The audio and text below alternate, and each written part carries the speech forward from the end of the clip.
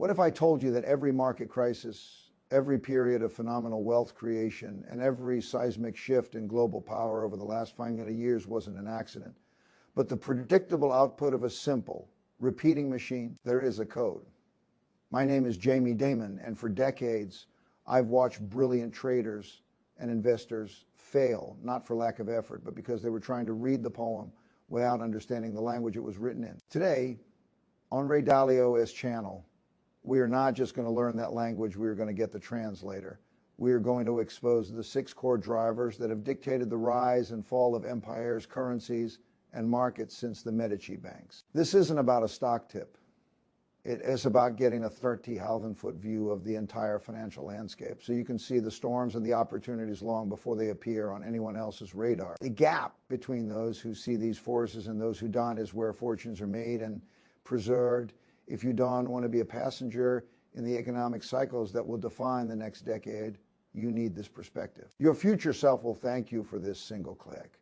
I have sat in boardrooms during the Zeolite crisis, and the principles we are discussing today were the difference between paralyzing fear and decisive action. I've seen young analysts make the classic mistake of fighting the last war, projecting the recent past into the future. It's a mistake that cost one of my brightest proteges 7 figures before he learned to see the bigger picture. So let's understand that bigger picture.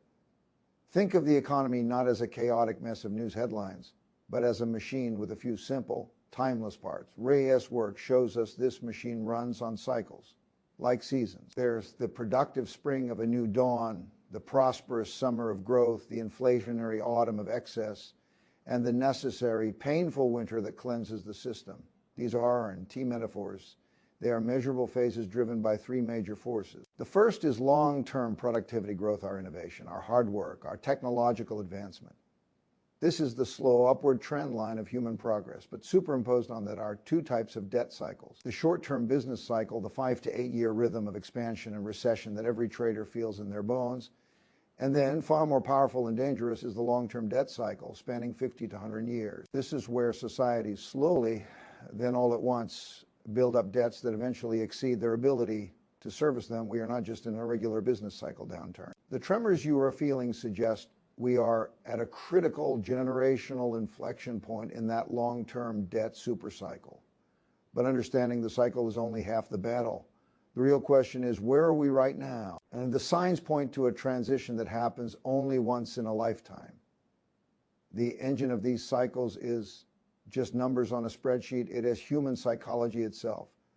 We are hardwired for a pattern. Periods of stability make us optimistic. We extrapolate that good fortune forever. We take on more risk, more debt, convinced this time is different. I've been in that room. I felt that optimism, pushing for growth, expansion, leverage. It feels like winning. That optimism breeds excess, overpriced assets, speculative bubbles, a belief that the rules of finance have been rewritten, and then the pivot. A catalyst hits and psychology flips from greed to fear. The same leverage that amplified gains now accelerates losses. The forced selling begins, credit dries up, and the winter sets in. It is a script that has been followed with haunting precision for centuries. Most people think debt is just a number on a balance sheet. They completely miss its true power as a political and social weapon, a weapon that is about to be turned. The pain of the winter, though, serves a vital purpose. It resets the system. It forces the write-down of bad debts, the repricing of assets, and it creates the fertile, if painful, ground for the next spring. But here, as the crucial twist, this long-term debt cycle isn't happening in a vacuum. It is coinciding, as it often does at its peak, with a second monumental force of change in the world order. Productivity is the salvation, but there's a terrifying reason why governments often strangle it in the very moment they need it most. So we have the code.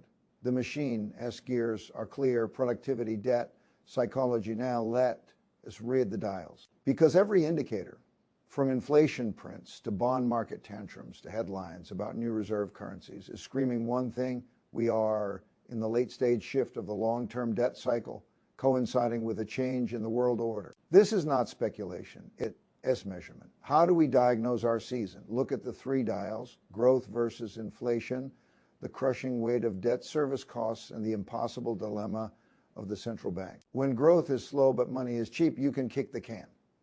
But when inflation runs hot, the central bank is forced to choose protect the currency or protect the economy. Raise rates to kill inflation and risk collapsing the debt market, or print money to sustain the system and debase the currency. This is the pin we are balanced on right now. The most dangerous move an investor can make now is to assume the next 10 years will look like the last 10. That assumption is the silent killer of portfolios. That assumption is why people will cling to strategies that worked in a world of ever-falling interest rates and American hegemony, blind to the tectonic plates shifting beneath them. This brings us to the empire life cycle. History shows that rising powers inevitably challenge established powers. The Dutch eclipsed the Spanish, the British eclipsed the Dutch, and America eclipsed the British. It's not about morality. It is about 8 measurable determinants: education, innovation, technological advancement, economic output, share of world trade, military strength, financial center depth, and the strength of the reserve currency. A nation rises by excelling in these. It peaks, and then, often burdened by the very debt it accrued in its prime and facing internal division, it declines as a new challenger ascends. The parallels between the United States now and the British Empire at the dawn of the 20th century are not vague analogies, they are clinical observations. Our debt levels, our political fragmentation, our military overreach, they are chapters from a well-worn playbook. There are only a handful of levers a central bank can pull when debt is this high. Each one has a devastating trade-off, and they are running out of room, which leads us to the heart of the modern shift, the currency. The reserve currency is the exorbitant privilege of the leading empire. It means the world trusts you to hold its savings and conduct its trade. But that trust is a covenant. It is broken by fiscal incontinence, by weaponizing the currency as infrastructure through sanctions, and by failing to manage internal strife. When I talk to finance ministers and CEOs abroad, their questions have changed. It is no longer if the dollar's dominance will erode, but how fast and into what. They're not doing this out of malice. They are engaging in pure pragmatic risk management. They see the concentration risk in holding one asset whose issuer has debts this large and political volatility this high. They are actively, quietly building alternatives.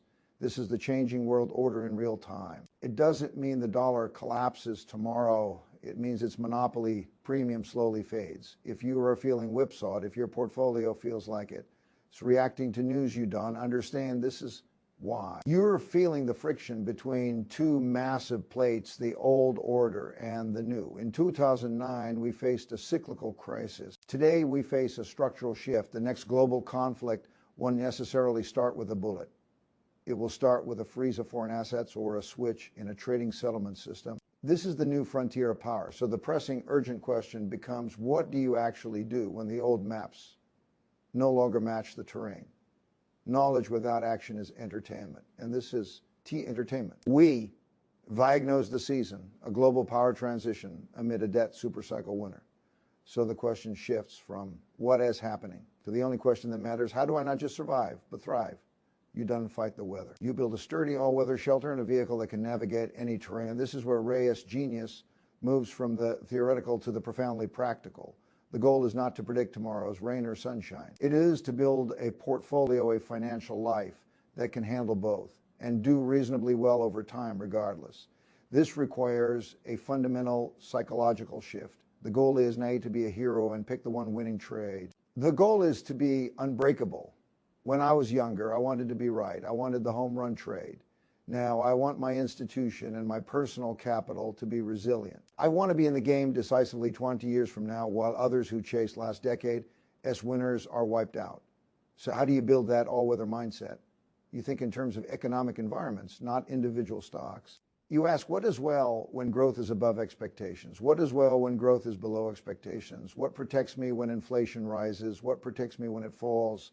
Your portfolio becomes a balanced mix of these conflicting bets. Let me give you a framework, a way to think about your assets in 5 boxes. Box 1, non-debt, non-dollar assets. Think commodities, tangible assets, things that are claims on real stuff, not financial promises. Box 2, explicit inflation hedges. Not everything that goes up with inflation is a good hedge. You need assets whose contractual returns are tied to the inflation index, or real assets with pricing power. Box 3, geographically diversified growth assets. This is where you look for the productivity growth. It may not be in the indices you're used to. It will be in markets aligned with the rising power as innovation cycle and middle class expansion. Box 4, crisis risk offset assets. This is your portfolio insurance. Gold is the classic timeless one. It's not a commodity. It's a currency without a government. It's the asset people flee to when trust in the system erodes. And box 5, cash for optionality. This is T-cash as a long-term investment. It as dry powder. It as the ability to not be a forced seller when others are desperate and to be a calm buyer when true bargains, the kind that appear once a decade, are thrown onto the market. The single biggest asset you have is tier capital. It is your perspective. You now have a framework 99% of people, including professionals, lack. This thinking applies beyond your brokerage account. It applies to your career. What industries are in the right season? It applies to your business. Where are your supply chains, your currency exposures? This is a lens for life in a changing world. The next decade will be the great wealth transfer from those using an outdated map to those using this compass. The shift is already underway. The only question is, which side of the transfer will you be on? You now understand the machine. You've diagnosed our precarious place within it, and you have a philosophical and practical framework for navigation. This isn't about getting rich quick. It's about ensuring you are not one of the casualties of this great transition. You feel the weight of the information, but also the profound relief of clarity. The chaos has a pattern. You are no longer a passenger. You have the controls. Share this understanding. The people you care about are playing the most important game of their lives without knowing the rules. You have just been given the rule book. Use it. Build your shelter. The storm isn't coming. It is already here. And you are now prepared.